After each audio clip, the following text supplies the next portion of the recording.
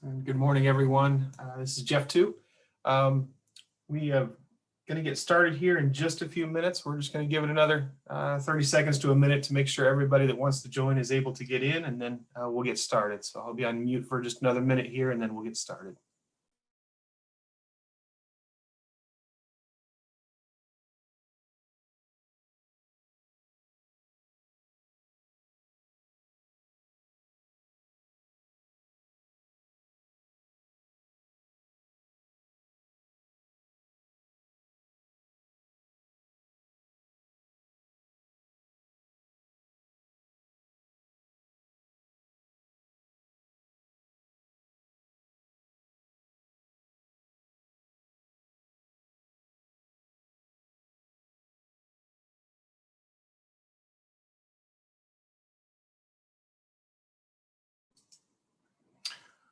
Well, good. I think we've got everybody at this point. So we will go ahead and get started. Again, my name is Jeff too. I turned my camera on just for a minute. There is a picture of me there that was pre-COVID. My beard is a little bit more gray and a little bit longer.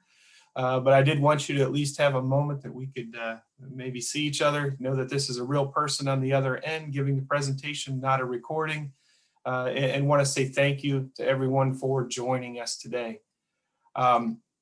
Again, my name is Jeff. I work with Boral. We are a company that's based in Australia. Go ahead and jump forward one slide here, get our slides working. Here we go. A company that's based in Australia, but in North America, we're more of an exterior cladding company, doing everything from clay, concrete roofing, tile, trim, siding, windows, and obviously manufactured stone. I am the Director of Technical and Training. I've been working in the stone industry for over 20 years now, for some of that as an installer and then some of it working for the manufacturer. Enjoy the product. Believe it's a beautiful and a wonderful product, and it can add a lot to a lot of different spaces, whether it's residential, commercial, inside, outside, so many different places where stone can be used.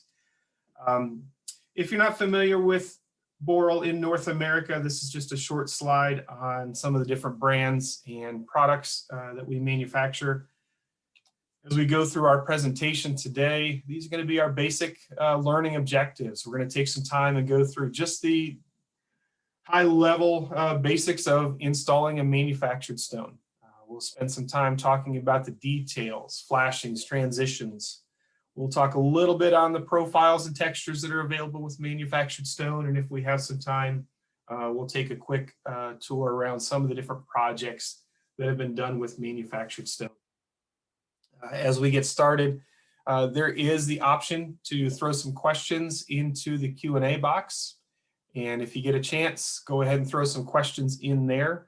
If it's specific to the slide that we're on, go ahead. If you can throw that question in quick enough, our moderator or myself will stop and we'll go ahead and address that question at that time. It's a lot easier if we still have that slide up, and be glad to try to address any questions as we're moving through the presentation. If not, I'm sure we'll have a few minutes at the end to handle any of those questions.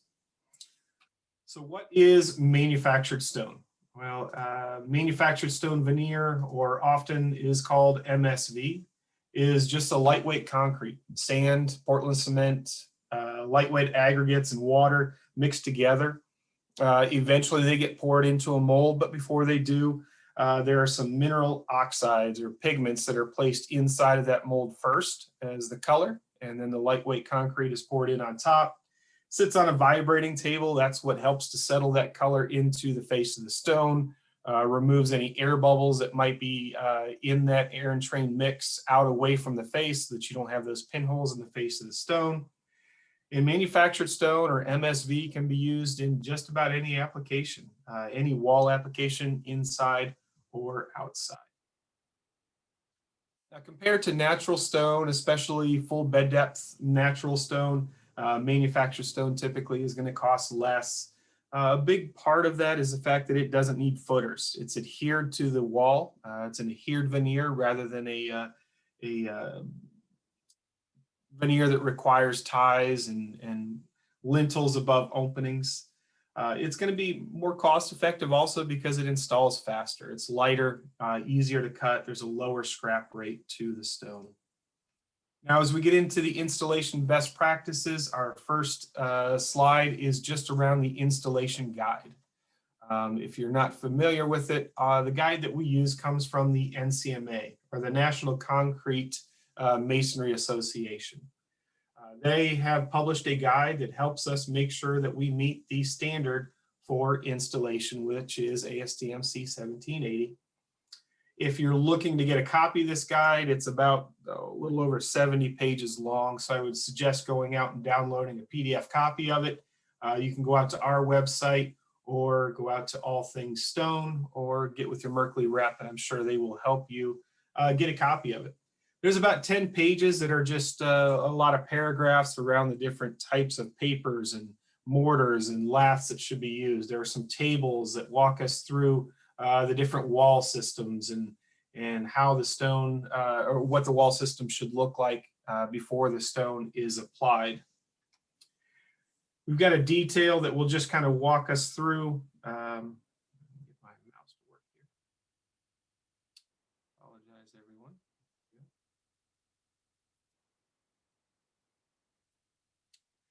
Just a basic detail that shows the wall system for a sheath or a stud application. Whether it's steel studs or wood studs, you need to have some type of sheathing, followed by 2 layers of a water-resistive barrier, and then our metal lath.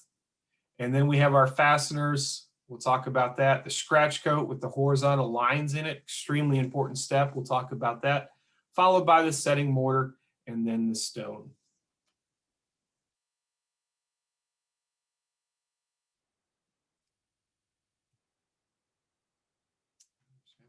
Getting the slide to advance again. Apologize, everyone. Just going to leave it right there. All right, when we talk about the substrates, typically lath or cement board, we want to see some type of sheathing behind it, whether it's plywood, OSB, Den's glass, exterior gypsum. Our only caution around the sheathing would be OSB. We just need to make sure that that is kept dry.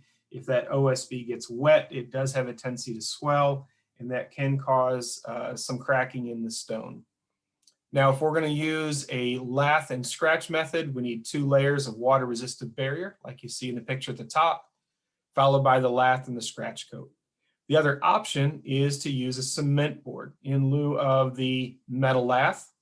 We'll still need to have 1 layer of water-resistant barrier instead of 2, followed by the cement board. We'll talk about the attributes of that cement board here in a minute. The reason we see some applications and some choices to use cement board over lath is it goes up faster. It doesn't cut you like metal lath does. It doesn't have the ability to corrode if it's exposed to air and moisture. And it also gives a nice flat surface for some of the newer profiles, the thin bricks, the large format stones. It's important to have a flat surface to install to, and that cement board gives that surface. When we use a cement board, we want to make sure that we are using one that's made for exterior applications or for stone applications. So it needs to make sure that it meets ASTM 1325. That lets us know it's a proper cement board, not a hardy backer or a pressed cement product. It needs to be a true cement board. We need to make sure that we are using a proper mortar. ANSI 118.4 or 118.15 is a type of modified mortar that must be used. Do not use a conventional mortar, a type S or type N. They will not stick well enough to a cement board. We need to make sure that all the joints or the seams where the boards come together have the alkali resistant fiber tape used on them, 2-inch or 55 millimeter for the inside, 4-inch or 100 millimeter for the outside. That tape needs to be set in that modified mortar. And we need to make sure that we are using the proper cement board anchors, not roofing or screws that we get for drywall or something like that. There are cement board anchors. We need to make sure we're using the proper ones. At the base of any framed construction, we need to make sure we have a weep screed. We've got a metal one here. We've got some vinyl ones here. Building code tells us it needs to have a 89 millimeter or 3.5-inch corrosion resistant vertical attachment flange. That's the piece that goes up the wall, needs to be 3.5 inches long so that our 2 layers of water resistant barrier can lap over top of it. It also needs to be placed at least 1 inch or 25 millimeters below the foundation plate. Now it can be placed further down, but the minimum would be 1 inch below. The purpose of the weep screed is twofold. One, it gives us a drainage place or an exit for any water that might get into that wall system can now drain down and get out. A bigger purpose is it's a capillary break. We don't want water to be able to wick up into this scratch coat and stone system. If it does, and it stays wet for a long period of time, that water held against the water resistant barriers can eventually start to cause some damage to them. Those WRBs are meant to get wet, stay wet for days, weeks at a time, but eventually they should dry out. And if this stone and scratch coat don't have a weep screed, they're in contact with grade or water, and they're just constantly, day after day, for months on end, wicking up water, it can cause some damage to the WRBs and eventually to that wall system. So it's important to have a weep screed at the bottom of the wall. Let's talk about our WRBs, or water resistant barriers. We need to have 2 layers. Years ago, we used to install over just 1 layer of WRB. And what we found is that mortar kind of has a tendency to bond with the WRB it comes in contact with. And if that's your 1 layer, your primary layer of water resistant barrier, that paper doesn't work as well as it should. So by introducing a second layer, we call that a sacrificial layer.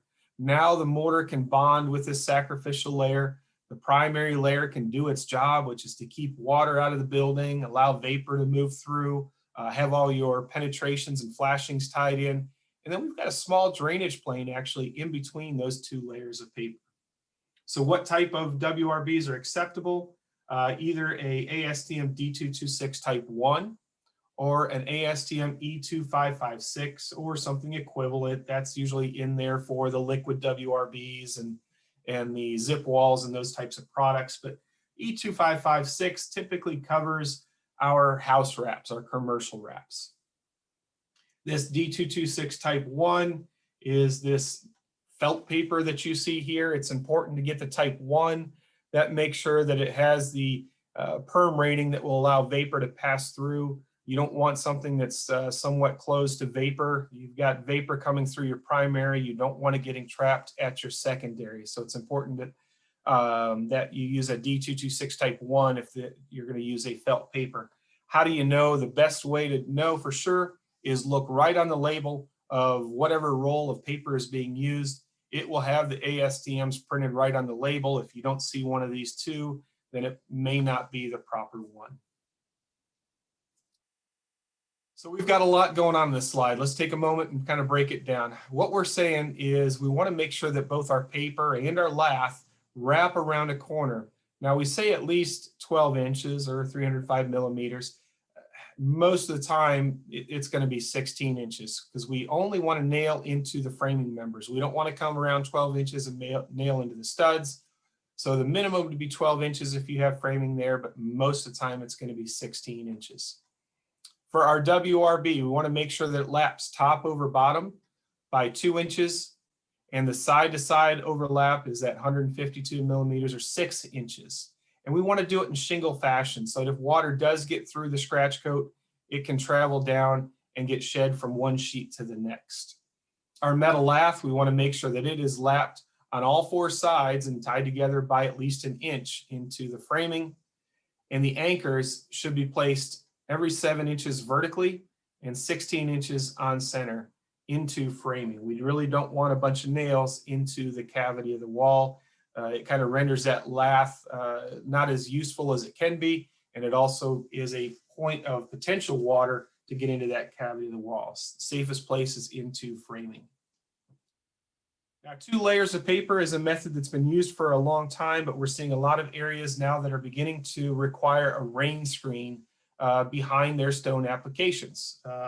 And so a lot of it is because of the moisture and vapor movement, rain events, stuff like we see here on the screen, which is a typical day, 25 degrees Celsius, 21 degrees on the inside. Humidity levels are 60 and 80, so this is not a huge difference. But when this masonry gets wet, whether that's brick or stucco or manufactured stone from a rain event, and then the sun comes out and you feel that humidity start to rise, some of that moisture that's in that masonry will dry out, but some of it will turn into vapor and try to push into the wall. It's trying to get to that cooler, drier air. If we've got an airspace in here, the intention would be that that moisture can condense and get out of that wall system before it causes damage further on into the wall. Now, it's not uncommon to see that today in the method of using strapping. So we've got a WRB on our sheathing, we've got some strapping, followed by another layer of WRB, and then our metal lath. There are other methods using different kind of drainage mats or drainage mediums, and we've got details on how to incorporate that into that stone system.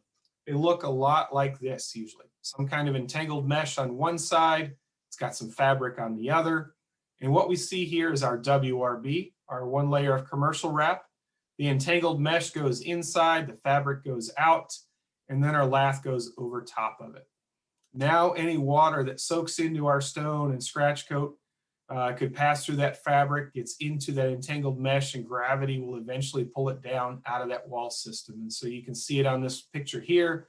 We've got our one layer of WRB, we've got our drainage mat, and then we've got our lath and scratch coat, giving an airspace or a drainage spot in between that cladding and the wall system. Boral does have a rain screen or a drainage material of their own. It's called Drain and Dry. It comes in different colors that you may see it. Might see it in green, might see it in gray. But what it is actually two steps in one. You've got a solid plastic sheet with dimples on one side that will go towards the wall. And when it gets rolled on, it's got a fiberglass lath on it. So there's no need for coming back with that second step of putting metal lath on. By doing this, you reduce by 50, 60% the number of anchors because you're not putting the rain screen up first and then coming back and shooting lath on top. The fiberglass is, obviously not going to rust, so you don't have to worry about that. It goes up in rolls. They're about a meter tall, about 4 foot, and they overlap, tying the pieces together. It's vented at the top, which is what allows any vapor to immediately get out of the wall system. And it also drains through these holes at the bottom. So different from the rain screen that we just saw previously, which is not open at the top, this 3/8 gap allows for some air circulation. It eliminates air pressure back and behind. Contractors are liking it because it weighs about half of what metal does. You can cut it with a utility knife. If you rub against it, it's not going to cut you like metal lath does. And I think the thing that I like about it the most is that solid plastic sheet, if any water soaks into our stone and scratch coat, stays on the outside. It doesn't get to the inside between the wall and the plastic sheet. That's there just to deal with the incidental vapor and moisture from the building. All the rain event stays to the outside. Let's talk about our metal lath. If we're going to use metal, it typically is a 2.5 or heavier self-furring, corrosion-resistant metal lath. Starts out as a solid sheet of metal. It gets scored and stretched, kind of creates these little cups that you see in there. We should be using either a V-groove or a dimpled lath. Those are self-furring laths. The idea is that that holds that lath off the wall just enough that mortar can get in around all 4 sides. We'll talk about that more here in just a minute. A couple of pictures of what we don't want to do. We do not want to start and stop our metal lath at an outside or an inside corner, especially with new buildings as they settle. A lot of that movement shows up in those corners. And if they do, and the lath is not wrapped around, we will likely get cracking in the corner stones. On the inside, obviously we don't have inside corners, but that lath that's not overlapped has some really sharp edges that could potentially tear through the WRB and give an entry point for moisture. So we should be bending our lath 90 degrees and wrapping it all the way through the corners, at least 16 inches, if not more. Metal lath should always be installed horizontally. It's 8 foot long, 27 inches tall. Never should see it installed vertically. This is against code. And it also is just a bad application. When we've got 2 sheets here standing straight up and down, I can see why the contractor did it. If you don't have to cut lath, there's a better chance you're not cutting yourself. And they were able to get 2 pieces to fit right into that window.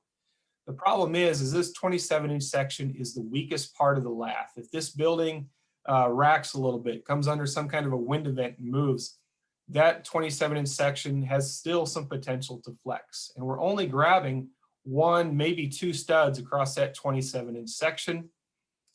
So we should be always installing it 8 foot across. We're going to grab 5, 6 studs across here, spreading that movement out across more framing rather than keeping it localized in just 2.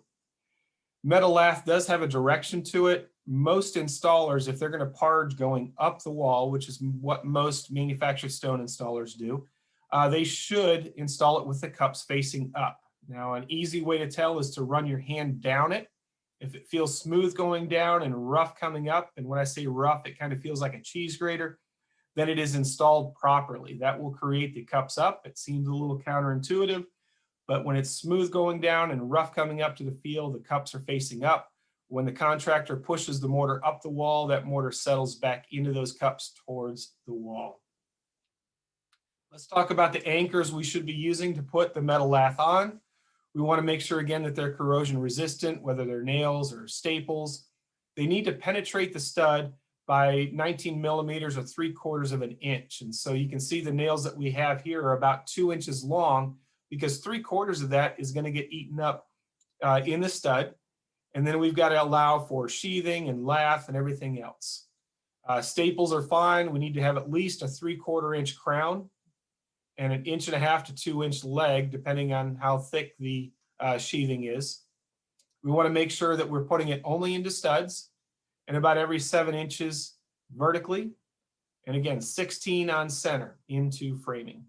If we're going to go into metal framing, we want to make sure that that anchor gets in and past the back of the face of the stud by 3/8 of an inch. And we need to make sure that's 3/8 of threads. That self-tapping tip doesn't count in that 9.5 millimeter. It needs to be threads coming through the back.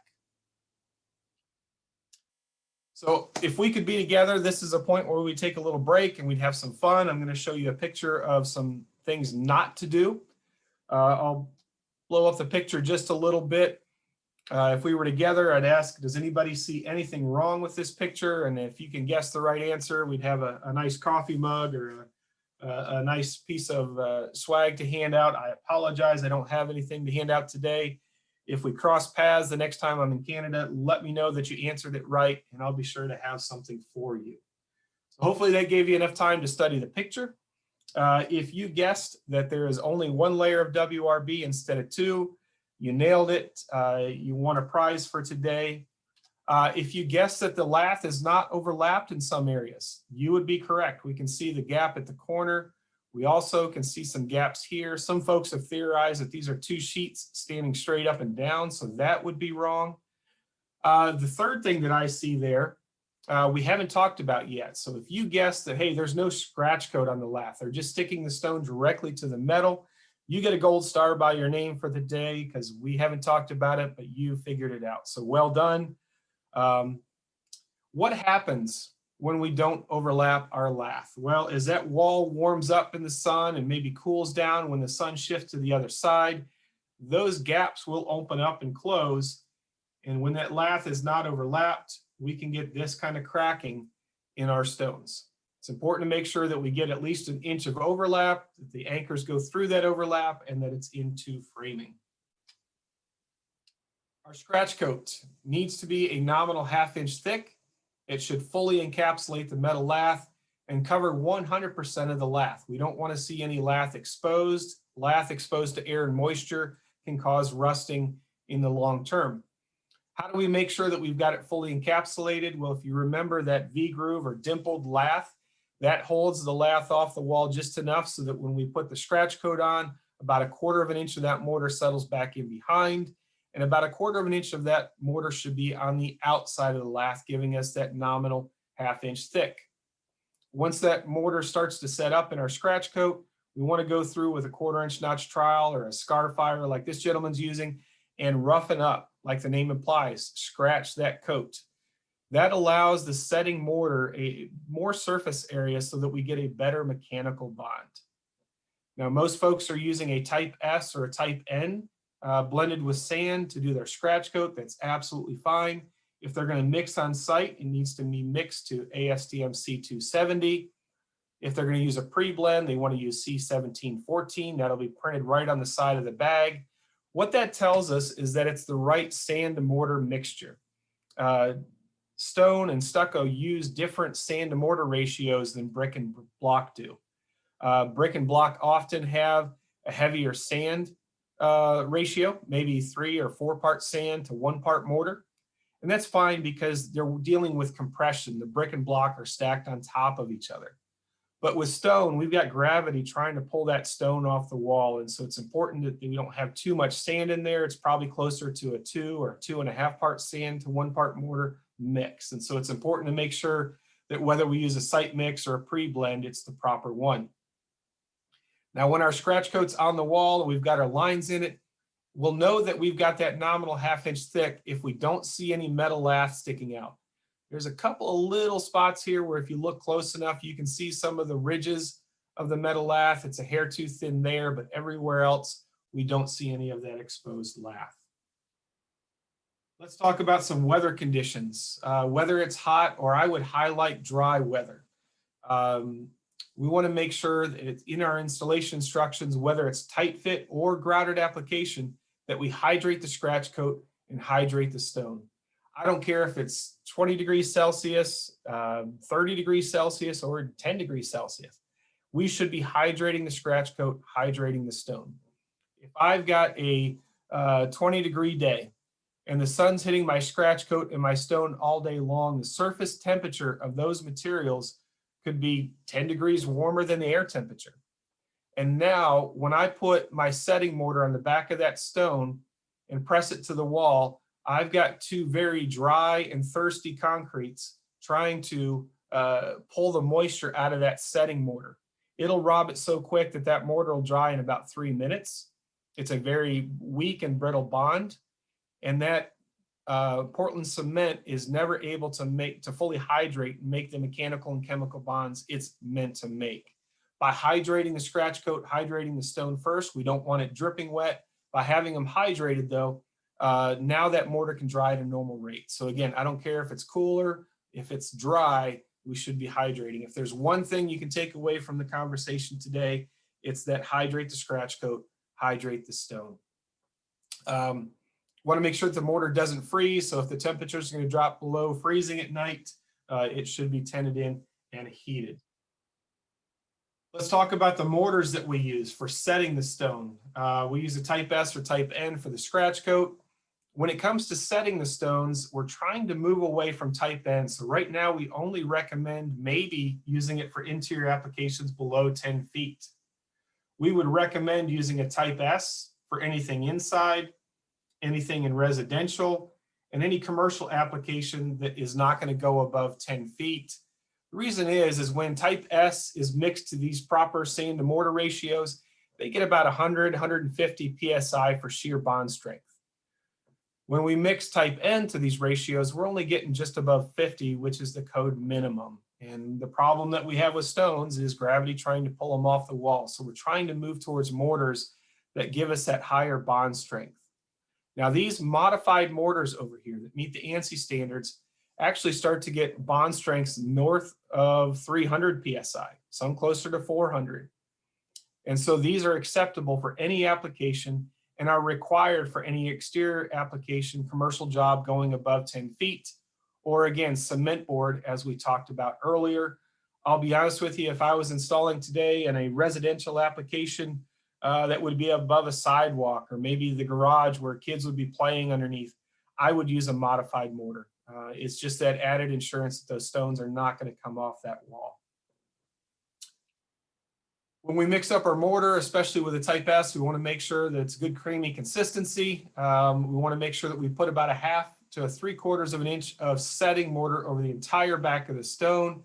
When we get to the wall, we're going to move it left or right or up or down, and mortar should squeeze out easily around all 4 sides, letting us know there's no air pockets back in behind. We've got a couple of times where folks have not covered the entire back of the stone. And often what happens is you walk up to the hotel or the restaurant and you see the stone laying on the ground. It's pretty clean on the back. And you look at the wall, you see the mortar is still sticking to the scratch coat. And a lot of times when we've sent these mortar and stones off for analysis, what we're finding is that either A, the mortar dried too quickly. It was a dry or hot day and they didn't hydrate the scratch coat and stone. And when this mortar dried too fast, it didn't have a chance to bond with the stone very well. Most of the moisture got pulled to the scratch coat. The other big problem that we have is our system is built on 100% of the back of each stone bonding to the wall. And if you look at these pictures, I might be getting 40, maybe 50% bond. So that's not really good enough. We want to make sure that we've got 100% of the back of that stone covered. The last problem that we have here is we've got some air pockets in here, especially this one here. They call it the donut hole method. Some guys felt like if you hit mortar on the four sides and leave an airspace in the middle, that when you press that stone on the wall, that air pocket would help hold it on the wall. It might have for the first 5 minutes, but from minute 6 on, all it did was create a nice airspace for water to collect in. We're a masonry product. We will absorb water. And if there's an airspace back and behind, water can pass through the masonry and begin to collect in that air pocket. And if enough of it gets there and we go into a freeze thaw event, that water will expand and now we've got pressure pushing on the back of the stone. So it's extremely important to cover the entire back of the stone. I'm encouraging all the contractors that I talk to, especially for the foreman, a couple of times a day, go through and pull off some stones that were installed. Make sure the contractors are covering the entire back of the stone. When it comes to grouting, typically there's going to be about a finger's width or ½ an inch in between the stones. They'll come back through with a grout bag, inject the mortar in between the stones, wait until that mortar's thumbprint hard, use a wooden stick or a metal striking tool to press that mortar back in, get all those air pockets out, make sure it's sealed against the edge of the stone, and then they'll use a soft brush to kind of finish off those joints. Now, if I was there in person and one of you had an eagle eye, you may have caught the fact that this scratch coat looks too thin. You can see the ridges of that metal lath kind of poking out there a little bit. So if you caught that, again, you get a gold star, and remind me the next time we meet up, I'll make sure you get a prize.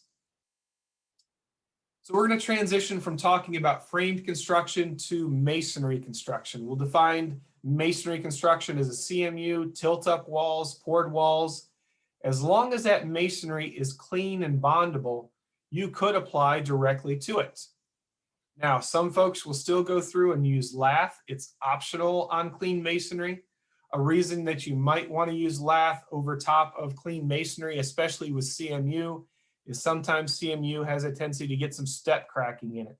And that metal lath will help to absorb that movement and not pass it through to the stone. CMU sometimes can move at a different rate than the manufactured stone, so that lath would help to absorb it, but it's not required as long as that masonry surface is clean and bondable. What happens if we have a poured wall situation? They put the forms up, they spray the form release or diesel fuel on it, pour the foundation, peel those forms off, build a building. Contractor comes in and starts slapping stone onto that foundation. And then about 6 months later, sheets of stone start peeling off that wall because that form release did its job. It released. You could probably walk up to these stones, put your fingers behind them with a little bit of pressure, just peel them right off. It's important that we address both the form release and how smooth and hard these surfaces are, especially with tilt up and poured concrete. So for any masonry that's painted, sealed, has dirt on it, dust on it, has form release, or something else that would inhibit the bond of the mortar, we have two options. One would be to clean it. And so we just point out to the International Concrete Repair Institute. The ICRI has a tech guide on how to prepare any masonry surface for most applications. And so for a poured wall, you could use acid to get that form release off. But that surface is still going to be too smooth, too hard, too much like glass for mortar to bond to. So for manufactured stone, that guide will tell you that we need a concrete surface profile that's equal to or greater than 2 for stone to stick to. And so their guide tells us in order to get a 2, you have to grind it. And so now we've used a chemical to get the foam release off, and then you've got to try to collect it. Some areas don't like you using those acids outside. And then somebody's out there with a grinder creating a bunch of dust that has silica in it. You're trying to collect that dust. It can be a pretty big challenge. I would suggest that the easier path might be to just use metal lath over top of it. Here's a picture of metal lath being shot on top of a poured wall. You can use a power actuated, or there are now manufacturers that are making guns that run off of an air compressor. It's a lot easier on the contractor, obviously a lot faster than those power actuated, but I would recommend shooting lath on top. Then you don't have to worry about getting that foam release on because the stone is bonding with the lath rather than trying to bond to the poured wall. So right now we are going to transition out of the installation part and we will move into talking about details. We talked earlier about that installation guide, about 10 pages of information on papers, laths, mortars, things like that. The remaining 50 or 60 pages are all kinds of different details. Don't try to read these, they're too small. But just given the idea that, hey, we've got a detail for just about every application that you're going to bump into. Now, before we start looking at specific details, I want to talk about the importance of a mock panel. I can't beg, plead, or ask for these enough. I don't care if it's residential or commercial. A mock panel gives us a chance to talk about the contractor sequencing, who goes first, who goes second. We get a chance to make sure all the correct products are being used, being applied in the proper layers, that we've got flashings in the right place, how are we handling the material transitions. And it gives us a chance to reduce any aesthetic disagreements, especially for manufactured stone. Residential, it's pretty common when I installed to have a homeowner come in at the end of the day and say, oh, well, I don't like that, or I wish you hadn't done this. So I tried to make sure I got at least 4 or 6 square feet on a residential job. It's on the wall that we were going to install on, but I tried to get that installed before the homeowner left, or made sure they could come by and see it first and approve it. And that's what a mock panel does. Gives us a chance to make sure everybody agrees with how that stone should look. But I think one of the most important parts is the contractor sequencing. This is a mock panel. There's a band here above the stone. That band was in first. Now, code and good building practices tells us anytime we make a transition from one material to another, there needs to be horizontal flashing in between the two to direct any water that's in this system out onto that flashing and out past the face of the stone, in this case, from the material below. And when I'm in person with contractors, I typically will ask them who's responsible for putting that flashing in between the stone and this trim band here. And I'll tell you, the most common answer I get is, I don't know, or not me. And I'll be honest with you, I think those are acceptable answers, because until we get out with the other trades and the architect and the GC and talk about the sequencing, we don't know who's responsible. If the stone guy goes first, then he can put that flashing piece in. If the guy coming in to put the trim board is in first, then they have to put it in, because I can't come in afterwards and shove it in.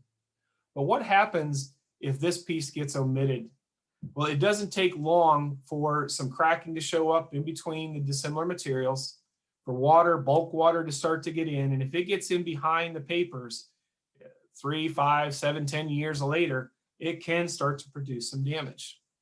This was a project that they had, I'm sorry, the picture got cut off, but about 2 or 3 more floors of siding up above. They've got a trim board, and then there was a metal piece here. I think it was purely decorative, because when we tore into the wall system, this is what we found back in behind. There's a metal piece here, but it is what we would call reverse flashed. It was not taped in. It was not tucked into the primary WRB. It was just nailed to the wall. All the water that was coming from 2 or 3 floors above, instead of hitting that metal and getting directed out, we're getting directed back in behind and cause this kind of damage. And we'll talk more about that reverse flashing in a few minutes. I think the most common detail we get questions about are for clearance to grade. Code says we need to be 4 inches from grade, 2 inches to a paved surface. Think of a sidewalk, something that could heave up and cause damage to the stone. Now we can close down to a 1/2 inch if that paved surface is part of the same foundation that the wall is on. So think of a porch or a brick ledge where it's not going to move, it's not going to heave up. At that point, you could bring the stone down to within a 1/2 inch. If we are installing to masonry, think of an entryway sign, a knee wall, a retaining wall like we have in this situation. At that point, we don't have to worry about water wicking up and getting into framing and WRBs.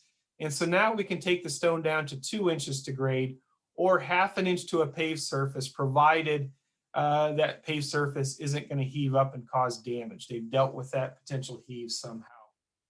Now, I know a lot of folks don't like to see that 4 inch, 2 inches clearance to grade, but these are all installations that were done wrong. And we can see the damage in this wood siding from water wicking up. This is eaves that's been buried into grade. Water is not able to get out at the bottom. Stone that was poured with the sidewalk right on top. You can't see it very well, but as it's moving, it's just scraping the face off of the stone. And brick is an amazing, beautiful, and extremely hard product. But with enough de-icing salts, you can see the damage to the joints and even to the brick a little bit. It's important that we maintain those clearances for those claddings to do their job properly. Now, in some commercial applications, we're seeing folks pour bumpers as part of the foundation. Now they can close their stone down to within a 1/2 inch. It keeps it up away from those de-icing salts and shopping carts. And as we look at the front of this building, now that stone looks like it's supported by something rather than free floating 2 inches up off of the pavement. This method would probably work in residential or commercial. They've got some metal bent back in behind the 2 layers of WRB. You can see our weep screed here. That metal comes out and they've bent it over top of some 2-inch rigid foam. And now as they bring their stone down, and you can see the project is completed, again, it looks like that stone is supported by something rather than floating 2 or 4 inches up off of grade. Good way to kind of hide that gap in between the stone. Now, as we plan for projects, some areas that we should focus in on are flashing at our horizontal transitions. Again, code tells us we need something to direct that water out from the cladding above to the cladding below. Flashing at all of our penetrations, whether it's electric, any of the mechanical coming through the wall, and then soft joints at the vertical transitions of any dissimilar material. So let's take a look at those 3 different areas. First of all, we're transitioning from siding, stucco, whatever it might be, to a water table sill and then stone. Unfortunately, a lot of times what I see in between this point is a bead of caulk. That's absolutely the wrong thing. What we want to see is our WRB either lapped or taped onto some flashing so that any water that gets in gets directed out. We've got a bead of sealant underneath so that water can't travel back up and in. And also what you're seeing here is a bracket. Code for an adhered veneer or a manufactured stone is that it can't average any thicker than 2 5/8. Well, our water table sills are typically 3 inches because we want that water to shed out past the face of any of the thickest stones. So technically by code, this is now an anchored veneer rather than just an adhered veneer. Those anchors look a little bit like this, A21 or an A23 bracket. 1 or 2 of these per water table sill is fine. Now we talked about that flashing at the material transition. This one looks right. We've got siding, flashing, a water table sill, stone. But unfortunately, when we walked around the corner, that's the contractor's hand there, they were just nailing that flashing on top of the paper. This is now what we talked about earlier. It's reverse flashed. Any water traveling down that paper is not going to magically jump on top of the flashing for us.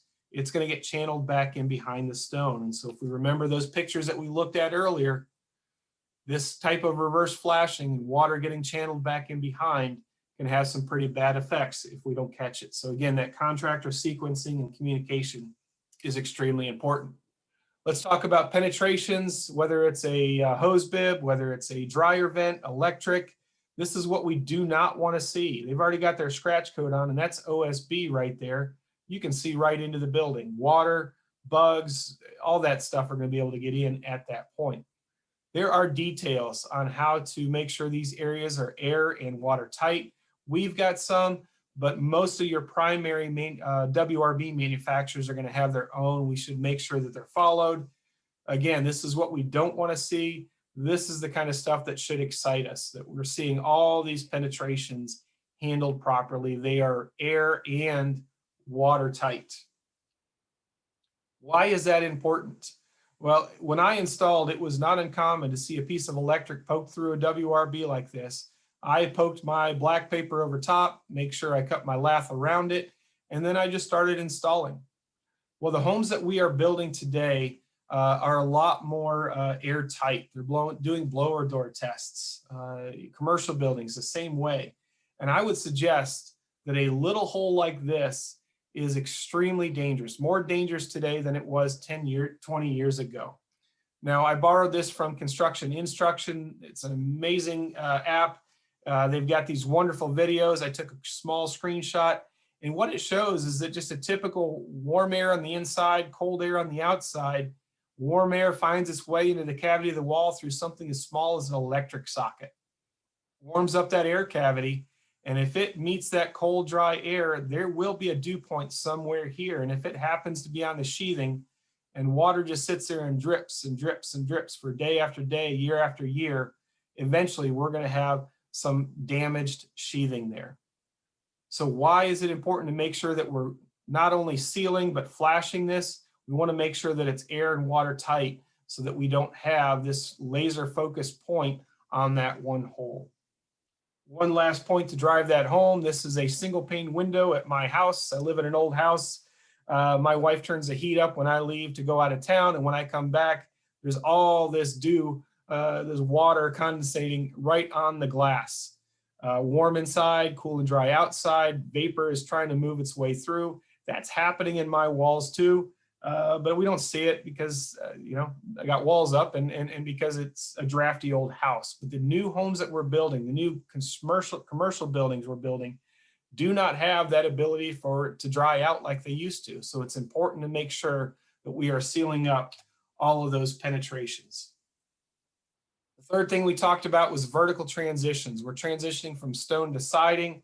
This could be brick, stucco, cement board. Usually there's some kind of a trim board here. This J channel is going to expand and contract a lot more than my grout is. And after about 6 weeks, there's going to be a hairline crack in between the two because of the dissimilar movement between them, probably big enough to slide your credit card through.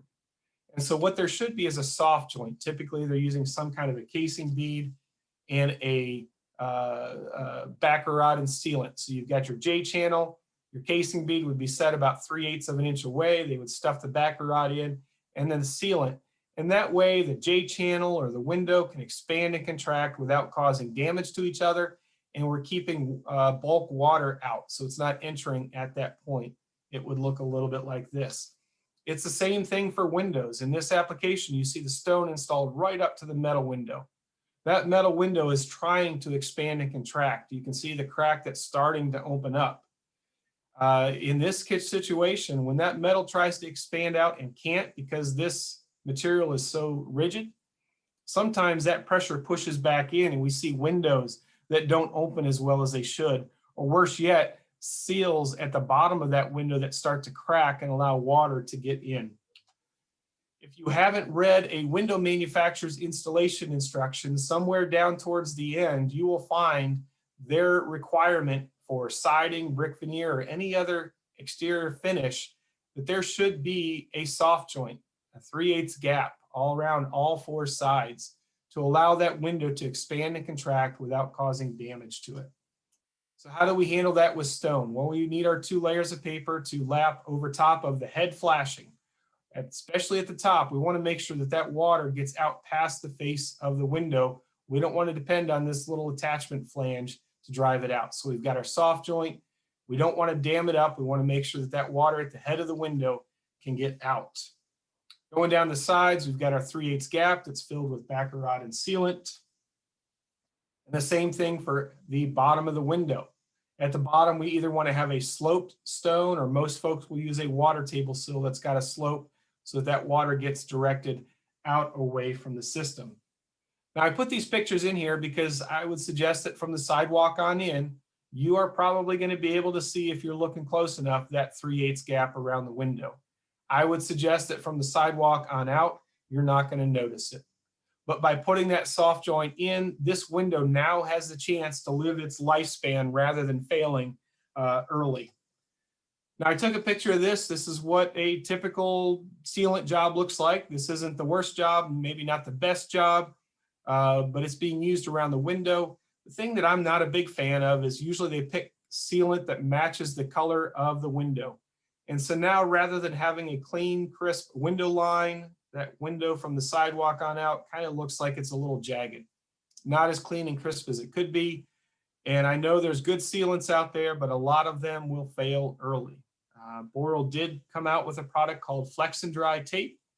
Comes on a roll. I know it kind of looks like the foam that you would use around a door or something, but this is much different. It expands from about 3/8 up to about 1.25 inches. It is in the factory impregnated with a water and air repellent, a bug repellent, a fire retardant. And when it's applied in between the stone and a window, or the stone and a trim board or something like that, this will do everything that a caulk joint or a sealant will do, except it will do it much better. Caulk and sealants are not vapor open. This product is, but yet this is able to pass a wind and rain event, hurricane tests. I think it's ASTM E331. Don't quote me on that, but it has passed that, making sure that it keeps all the moisture out. It comes in 2 different colors, gray to match mortar or black to kind of create the shadow line. And so now you still have that nice, beautiful, crisp, clean window edge. You've got your stone, and from the sidewalk on out, it just looks like a shadow in between the 2 of them. This product has been used in Europe for over 50 years. There are pieces that are that have been there for over 50 years. So it's conceivable that the Flex and Dry tape you put around this window will outlast the life of this window. It's a great product. If you're interested in knowing more about it, just let us know. Let's talk about continuous insulation. Energy Code is driving this discussion. Obviously, they used to take pictures of buildings, found that a lot of the heating and cooling or energy lost was at the framing, called it thermal bridging. And so how do we handle that? Well, in a lot of situations now, they are moving some of that insulation to the exterior of the building. This created a pretty big problem for especially the heavier claddings, brick, stone. How do we tie back to a wall system that has 1 inch, sometimes 2, 3, or 4 inches of foam in between it? There are a lot of different ways to do this. There are clip systems, girt systems, a lot of different great ways to do it. Boral does have one, and it leans more on the type of anchors. We're used to using roofing nails and staples. You can see how small and thin those are. When you begin to get into continuous insulation with the method that we have, you're going to use a much longer, 3, 4, 5 inches long, a much thicker, and a much stronger anchor. Now, our report will cover how to install over masonry, over steel framing, and over top of wood. It'll tell you what type of fastener. It'll tell you how long that fastener needs to be, and that's based on the distance from the face of the framing to the back of the anchor. So if you've got a 1/2 inch of sheathing, 2 inches of foam, and a 1/2 inch of lath and scratch coat, then you're going to end up with a 3-inch gap. And so it's going to tell you that, hey, at 3.5, actually, let's go ahead and use 3 inches of foam, 1/2 inch of sheathing, and a 1/2 inch of scratch and lath. So we would be closer to 4, that we need to use a 6-inch anchor. And then over here, based on the weight of the stone and scratch coat, it will tell you how often you need to have those anchors in that wall system. So again, acceptable for wood, steel, and masonry. If you're interested in more information, let us know. Let's talk about some of the different stone types. That's the beauty of manufactured stone. When we got started, it was all about mimicking what Mother Nature had created. And now it's shifted into doing that and also adding stuff that doesn't look like the stone that comes out of the ground. So there's 2 different types. The first is individual or loose stones. All the pieces are individual in the box. The contractor's got to enjoy putting puzzles together, and that's where this turns into a true art form, making those pieces fit together and look as beautiful as they can be. There's some real benefits to loose stones. You can blend two different shapes together. In this one, they did it about 80% of the ledge stone, about 20% of the field stone, to kind of break up those linear patterns a little bit. All of our stones have 90-degree corners with about a 3.5 inch or 4-inch leg. That way you can alternate them back and forth and it looks like a true full bed depth stone that's been interlocked together. The other type is modular. These are a panelized system. The panels are 4 inches tall. And what they do is typically have just a bunch of smaller stones combined inside of that panel. And so it's a much quicker, much easier installation. You're able to install walls that if you did that with natural little pieces of stone would take you 4 or 5 days to do, you could do in a day or two, because once you get that first course level, it's just like stacking brick or block on top of each other. The pieces are all 4 inches tall. They vary in length, 8, 12, and 20 inches long. An advancement for manufactured stone has been moving into some of the larger format, the ability to make pieces that are 12 by 24, maybe in the future even larger than that in size, kind of mimicking a larger limestone type of look. These definitely should be installed with a modified mortar. They go up much easier on cement board, but definitely are much lighter, thinner, and more cost effective than a full bed depth Indiana limestone might be. And so in applications where it's distance or weight or costing is an issue, it might be a good alternative. A lot of different accents and trim pieces that are available for manufactured stone. My favorite are the electrical box and the light block. It's a lot of fun listening to electricians trying to mount light sconces on something as uneven as stone. This makes their job a lot easier, a lot less 4-letter words when you've got those there. The last section we've got, let's just take a quick tour of some of the different uses, interior applications. We're finding some really unique places where stone is being used inside. This is actually a medical facility trying to warm up some of those cooler environments. Obviously in residential, we think of a lot of single family, whether it's a classical style home, whether it's a modern style, contemporary. A lot of it goes to the fact that stone really lends itself well to accenting other products, whether it's wood, steel, stucco, brick. Stone just seems to accent those other products really well. Multifamily, we're seeing stone being used in some accent areas, and then often on that first floor. It's a lot more durable than some of the other siding products. If you imagine some kids outside kicking a soccer ball around, it's not going to dent, chip, like some of those will. So a lot of times first floors, more cost-effective sidings, second floor on up. Institutional buildings are starting to use more manufactured stone, definitely a lot in the hospitality area. Entryway signs. This is a great way to tie in that entryway sign at the front of a shopping complex with the stone that's being used further on inside to make it more consistent. And then lastly, outdoor living. This is something that's become a lot more popular in the last 10 years, kind of moving that living space outside and being able to use the same stone that you used on the fireplace inside or on the front of the house, on that fireplace or some type of feature on the outside in the living area. So that is the information that we had for today. It really just scratched the surface of the manufactured stone installation and detailing. There's a lot more that we typically can get into if we have more time. We'd be glad to come back and do this again, hopefully next year in person. Or if you have questions, please feel free to reach out and let us know. Again, the installation guide that we referenced most throughout today is available in PDF. The details are also available in CAD format if you need them. Get with your Merkley rep or go out to allthingsstone.com and you can find it there. And I'm just going to take a quick peek and see. It doesn't look like we've got any questions at this point. We'll take a minute if anybody does. Be glad to stick around and keep an eye on that chat box or the Q&A box if there's any questions. Well, that was a great session, Jeff. Thanks so much. You're welcome. Really appreciate everybody taking time to be with us today.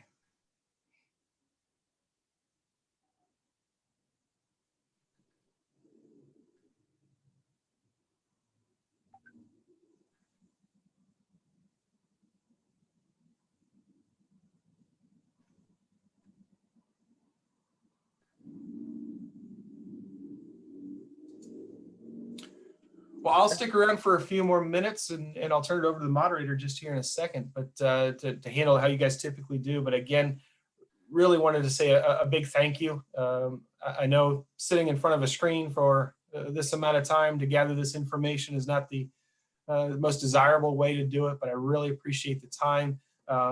As you have questions or opportunities that we can help with, please reach out. We'd like to help in any way that we can.